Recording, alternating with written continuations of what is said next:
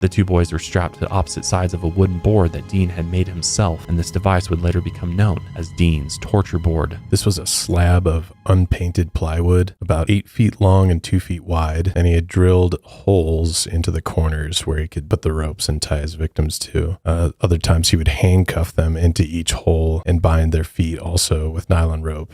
He'd used this device in almost every single one of his murders. He would basically tie them up for possibly days at a time, leave them there with no food, and this is where he would just torture them until he figured he was through with them and then kill them. He had to have been able to keep them quiet too. Yeah, I think he Just always bound. kept the cloth rags in their mouth. Sometimes he would put people back to back, so he would strap them to either side. David Brooks also later said once they were on the board, they were as good as dead. It was all over but the shouting and the crying. The images popping into my head is just horrific. Yeah, I can't imagine.